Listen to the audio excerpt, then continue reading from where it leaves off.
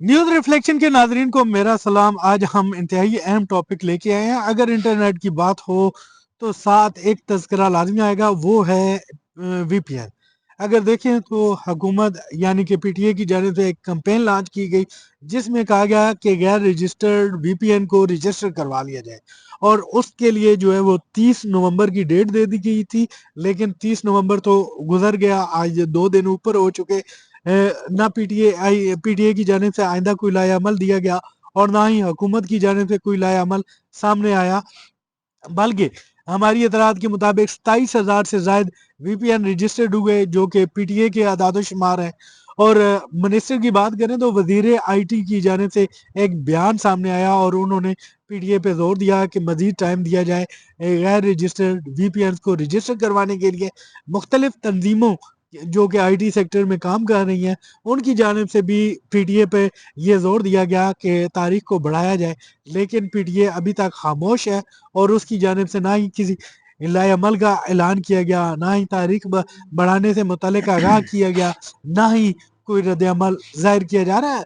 कई बार हमने पीटीए से सवालात भी किए, लेकिन पीटीए ने बिल्कुल खामोशी अख्तियार कर रखी है। अगर पीटीए की बात करें तो पीटीए की जानिब से ये कहा गया कि हमने 2008 से वीपीएन की रजिस्ट्रेशन का अमल शुरू किया। अब आके हमने मजीद सख्ती की और हम सख्ती कर रहे हैं क्योंकि सिक्योरिटी के हवाले से वीपीएन एक थ्रेट है। और उनका यही कहना था कि वीपीएन के इस्तेमाल से डेटा चोरी हो रहा है और बहुत सारी मुख्तलिफ किस्म के इकदाम भी हो रहे हैं, जैसे कि बैंकों के अकाउंट्स वगैरह चोरी होना और भी बहुत सारे सिक्योरिटी थ्रेट्स हैं जिसकी वजह से हम वीपीएन की रजिस्ट्रेशन कर रहे हैं। असल हकायक क्या है वो हम जानेंगे। हमारे साथ डिजिटल राइट्स पर काम करते हैं, वॉलंटियर हैं, साथ जर्नलिस्ट भी हैं, वीलॉगर भी हैं, हारून बलोच साहब। उनसे जाने, हारून बलोच साहब, वीपीएन बेसिकली है क्या चीज़? अगर हम देखें तो हमारे लिए तो वीपीएन एक जरिया है आईपी चेंज करने का। तो थोड़ा सा एक्सप्लेन कीजिएगा वीपीएन क्या चीज़ है, ये ज़रूरी क्यों है? अगर हम आगे बात करें तो इसके बंद होने से नुकसानात क्या होंगे? बहुत बहुत शुक्रिया आपने मुझे बुलाया। और बेसिकली वीपीएन इसको कहते हैं वर्चुअल प्राइवेट नेटवर्क। इससे नाम से ही जाहिर है कि वर्चुअल स्पेसेस के अंदर आपको एक प्राइवेट नेटवर्क जो कि आपके इंडिविजुअल का या कंपनी का हो सकता है, वो इनेबल कर देता है। उस प्राइवेट स्पेस के अंदर बहुत सारी सिक्योरिटी आपको वीपीएन मुहैया करता है। क्यों? ताकि आपका डेटा कंप्रोमाइज ना हो। बहुत सारा डाटा, अगर आप बिजनेस हैं तो बहुत सारा डाटा आप एक्सचेंज करते हैं, कॉपी करते हैं मुख्तलिफ सर्वर से। उसको जब आप कॉपी करते हैं तो बहुत सारा एहतमाल होता है कि उसके अंदर कोई थर्ड पार्टी इन्वॉल्व ना हो जाए, कहीं से कोई हैकिंग का अटैक ना आ जाए, कोई इस किस्म की और डेटा थेफ्ट का इशू ना हो जाए। तो इस किस्म की सिक्योरिटी को इनेबल करता है। ठीक है, और ये ज़रूरी इसलिए है कि अगर आप बिजनेस हैं तो डेफिनेटली आपके जो क्लाइंट्स हैं वो कंप्रोमाइज होंगे अदरवाइज, अगर आप वीपीएन को यूज़ नहीं करेंगे। आईटी बिजनेसेस जो हैं वो वीपीएन उनके लिए इस्तेमाल करना मस्ट होता है। और इसी तरीके से पाकिस्तान में एक और कम्युनिटी भी है जिसे हम फ्रीलांस कम्युनिटी कहते हैं, जो कि वीपीएन उसके बगैर गुजारा नहीं कर सकते, क्योंकि फ्रीलांस कम्युनिटी का भी वही काम है जो आईटी बिजनेसेस करते हैं, लेकिन फ्रीलांस कम्युनिटी यही काम अपने घरों में बैठ के करती है, इंडिविजुअल हैसियत में कर रहे होते हैं। तो इंडिविजुअल हैसियत में भी जिन क्लाइंट के साथ वो काम कर रहे होते हैं उनका डाटा भी प्रोटेक्ट करना वो बहुत ज़रूरी है। और उनका क्लाइंट जब आपके साथ एज अ फ्रीलांसर आपको एंगेज करता है तो वो पहले कहता है कि आप हमारे डेटा को कितनी सिक्योरिटी दे सकते हैं, क्या वीपीएन आपके पास है, इस्तेमाल करते हैं, डेटा सिक्योरिटी के प्रोटोकॉल्स क्या हैं। तो आपको इंश्योर करना पड़ता है। जब तक आप उनको इंश्योर नहीं करते कि हम वीपीएन इस्तेमाल करते हैं, तब तक वो आपके साथ कॉन्ट्रैक्ट में जाता ही नहीं है। और ये कम्युनिटी बहुत इंपॉर्टेंट है, ये लाखों में है, घरों में बैठे काम करते हैं, छोटी छोटी कंट्रीब्यूशन की होती है, लेकिन लार्जर लेवल पे अगर आप देखें तो इनकी छोटी छोटी कंट्रीब्यूशन पाकिस्तान की इकोनॉमी में बहुत ज्यादा बिल्कुल बिल्कुल। अगर पॉजिटिवली कंट्रीब्यूट कर रही है। बिल्कुल अगर हम मौजूदा हुकूमत की बात करें तो वो सबसे बड़ा क्रेडिट तो ये लेती है कि हमारा आईटी सेक्टर बहुत ज़्यादा ग्रो कर रहा है। हमने जो है फ्रीलांसर्स हैं और आईटी सेक्टर्स में इतनी ज़्यादा दिए हैं मराहत के लोग जो हैं वो आईटी सेक्टर की तरफ जा रहे हैं और दुनिया अट्रैक्ट हो रही है। हमने तो एक सवाल ये भी किया था कि ये एक ऐसा मुल्क था जहाँ पे 5G जो है वो मुतारफ कराने की तरफ हम जा रहे हैं, लेकिन मौजूदा रजीम ने यहाँ पे आने के बाद 5G तो हमें बुला ही दी है, हम तो 2G पे आ गए हैं। उससे भी हमें जल्दी चले गए। दोबारा याद आ गया कि हम 2G है। हम मॉडेम के दौर पे चले गए, जहां पर वो हम कनेक्ट करते थे तो वो आवाजें आती थी टी टाट वो टू टू टू टू, इस तरह की। हम उससे भी बदतर इस वक्त इंटरनेट पाकिस्तान में यूज कर रहे हैं, इसमें कोई शक नहीं है। अच्छा अरुण साहब, बेसिकली तो हमें बीइंग जर्नलिस्ट इस बात का तो अंदाजा है कि वीपीएन बेसिकली ट्विटर और सोशल मीडिया तक जो है वो आवाम की एक्सेस को रोकने के लिए किया जा रहा है। एक सियासी जमात है जिसकी मेन जो आप कह लें फॉलोअर्स जो हैं वो बहुत ज़्यादा सोशल मीडिया इस्तेमाल करते हैं, जिसकी वजह से हुकूमत वीपीएन का इस्तेमाल भी रोकना चाह रही है, ताकि क्योंकि अभी तक हम देखते हैं कि एक्स पे पाबंदी है और वो पाबंदी हटाई भी नहीं जा रही। वो लोग वीपीएन के ज़रिए एक्स इस्तेमाल कर रहे थे, और हमारे मुल्क का अलमिया ये है कि वज़ीर आज़म हो या सदर हो या कोई और हो, वो भी उस वेबसाइट पर जो है पैगामात भेजते हैं, जो वेबसाइट बिल्कुल सही कहा, बंद है। ये आपने बिल्कुल सही तरफ इशारा किया कि हमारे देखिए ना कितना अलमिया है, और ये शर्मनाक बात है कि आप अवाम को ये कह रहे हैं कि हम हमारा नेशनल सिक्योरिटी का इशू है और इसलिए हमने एक्स भी ब्लॉक किया हुआ है, इसलिए हमने वीपीएन भी ब्लॉक किया, और आपका प्राइम मिनिस्टर, आपके सारे वज़रा, इवन कि आईटी का जो आपकी मिनिस्टर हैं, वो भी वीपीएन इस्तेमाल करके वही एक्स इस्तेमाल करती है और नेशनल सिक्योरिटी को कोई खतरा नहीं है। तो बिल्कुल। इसका मतलब है कि ये दोहरा म्यार है, डुप्लिसिटी है, हमारे आम अवाम के लिए कानून और है और इन एलीट क्लास के लोगों के लिए कानून और है। सर, आपके साथ मेरी डिस्कशन चल रही थी तो आपने मुझे एक बड़ा अहम नुक्ता बताया था जिसमें मैंने कहा था कि हम बात भी करेंगे, और वो नुक्ता बेसिकली यही था कि वीपीएन जो है उसमें सबको एक्सेस नहीं दी गई।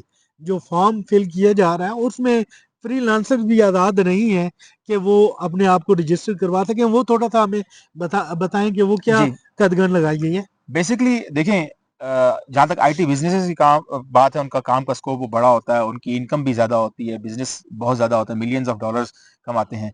तो उनको इस किस्म के जो प्रोटोकॉल, जिस किस्म की या रिक्वायरमेंट्स गवर्नमेंट ने पीटीए के ज़रिए आप देखते हैं, जब फॉर्म पढ़ते हैं तो उसमें पता चलती हैं, तो उनको ये हर्ट नहीं करती हैं, दे कैन अफोर्ड इट।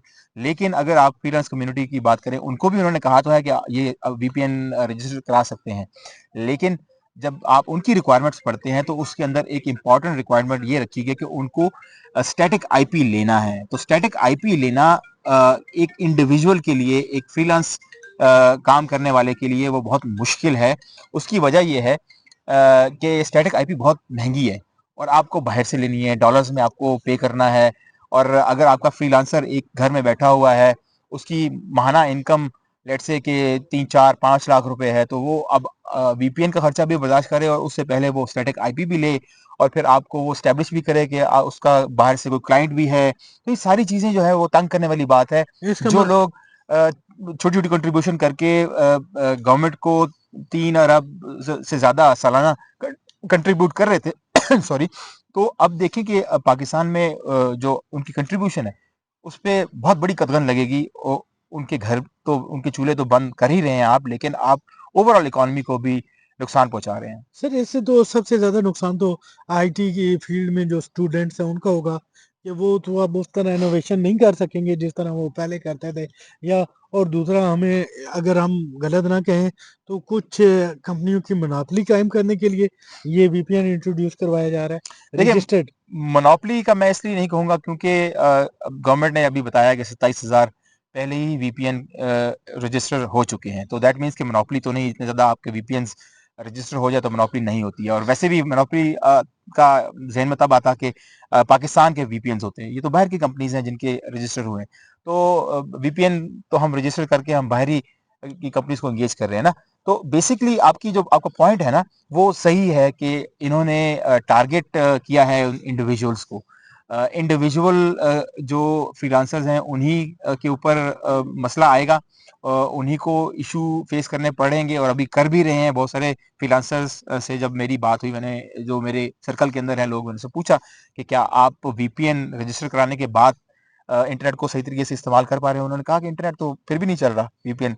तो ये भी एक अचंभे वाली बात थी मेरे लिए कि यार, गवर्नमेंट ने रजिस्टर किए वीपीएन और उसके बावजूद उन वो सही तरीके से इंटरनेट को एक्सेस नहीं कर पा रहे। तो I mean like, overall government ने इंटरनेट को डाउनग्रेड किया है।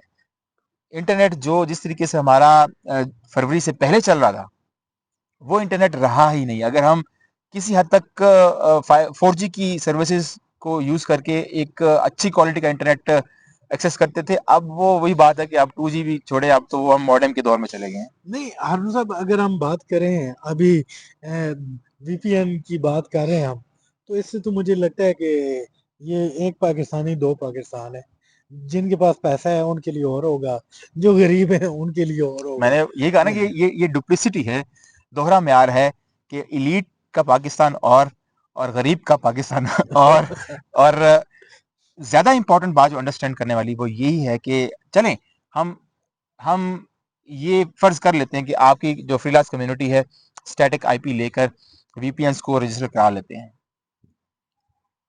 तो टारगेट कौन हो रहा है? आप, जर्नलिस्ट, मैं, या वो बंदा जो सोशल मीडिया यूज करता है, कंटेंट क्रिएट करता है, कंटेंट क्रिएट करके वो भी तो पैसे कमा रहे हैं ना, ठीक है ना? वो फ्रीलांसिंग तो उस तरीके से नहीं है, आईटी की फ्रीलांसिंग तो नहीं है, लेकिन कंटेंट क्रिएटर तो है। कंटेंट क्रिएट करके टिकटॉक से पैसे कमाते हैं, उनका बिजनेस मॉडल है कि आप टिकटॉक उनको पैसे नहीं देता, लेकिन अपनी फॉलोइंग के बेस के ऊपर वो पाकिस्तान से ही बिजनेस जनरेट करते हैं, बिल्कुल ब्रांड ब्रांड जिसको कहा ठीक है ना? जाता है। तो ब्रांड सपोर्ट करते थे उनको। अब वो बेचारे, अब देखे ना, आज तो सूरत हाल ये है कि हम जो वीपीएन हमारे पास है, जिस किस्म का हमारे पास एक्सेस था, फ्री वीपीएन थे, या फिर किसी ने कोई थोड़े से डॉलर, 40-50 डॉलर लेके साल का एक लाइसेंस लिया हुआ था, तो कंटेंट क्रिएट कर रहे थे, लाख 2 लाख रुपए 3 लाख रुपए वो भी कमा रहे थे, पाकिस्तान से कमा रहे थे। तो अब तो देखिए ना, वो ये काम भी नहीं कर सकते क्योंकि उनका तो मैसेज व्हाट्सएप पे नहीं जाता, आप एक तस्वीर व्हाट्सएप पे डाउनलोड नहीं कर सकते, तो टिकटॉक की वीडियो तो बड़ी होती है, यूट्यूब की वीडियो बड़ी होती है, तो वो कैसे इसको एक्सेस करेंगे? अरुण साहब, इसमें एक और चीज अगर हम बात करें वीपीएन की, तो जो मुझे हुकूमती पॉलिसी में फला नजर आया, या वो जो कहते हैं ना कि हुकूमत की हमें नजर आया कि इसके अंदर बदनीति, वो ये है कि वीपीएन की रजिस्ट्रेशन हो रही है। आपने रजिस्ट्रेशन का तरीकाकार भी बता दिया, लेकिन अभी तक ये नहीं बताया कि जो वीपीएन रजिस्टर करवा रही हैं कंपनियां, वो यहाँ पे कैसे चलेंगी, वो फीस लेंगी, अगर लेंगी तो मैक्सिमम कितनी होगी, मिनिमम कितनी होगी, या क्या होगा, उस पे आप क्या देख रहे हैं? क्या ये हकीकत नहीं है कि आपको पता ही नहीं है?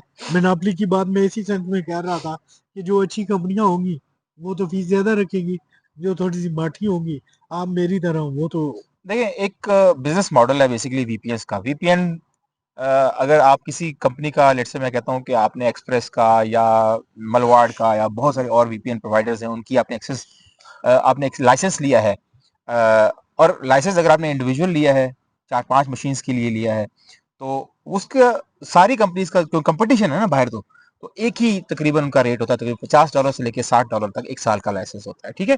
लेकिन अगर आपने सॉफ्टवेयर हाउस के लिए लिया है, तो उसका थोड़ा सा उनका लाइसेंस बड़ा होगा, उनका काम यहाँ पे खत्म हो जाता है। जब वो लाइसेंस एक साल का आपको दे देते हैं, उनका काम खत्म है। ये सारी कंपनीज ऐसे ही अपना वीपीएन बेचती हैं।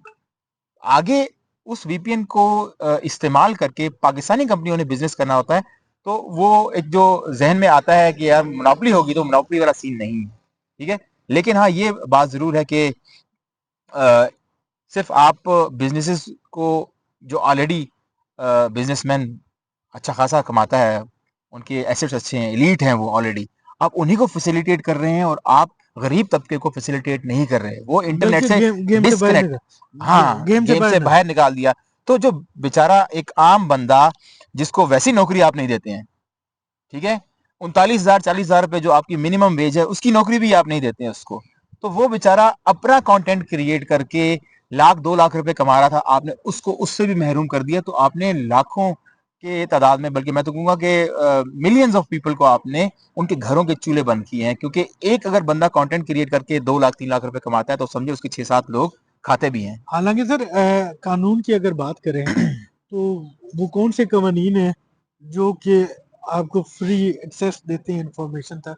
देखिए, हमारा जो कॉन्स्टिट्यूशन है उसके जो 8 से लेकर आर्टिकल 8 से लेकर 28 और फिर कुछ और आर्टिकल जैसे 38 है, तो ये फंडामेंटल राइट्स की ही बात करते हैं। 28 तक तो फंडामेंटल राइट्स हैं, फिर उसके बाद और एसोसिएटेड राइट्स हैं। जैसे मैं कहता हूँ कि 18 के अंदर आपको ट्रेड का, अपने बिजनेस करने का हक दिया जाता है कि आप ट्रेड कर सकते हैं, बिजनेस कर सकते हैं, बिजनेस, और आप अपनी अच्छी इनकम कर सकते हैं। इसी तरीके से आपका जो 38 है, उसी की फर्दर एक्सटेंशन है, जिसके अंदर 38 के अंदर कहा गया है कि आप ऑनरेबल वे में लोगों को फैसिलिटेट करते हैं ये कारोबार करने के लिए, अपना लाइवलीहुड कमाने के लिए, ठीक है?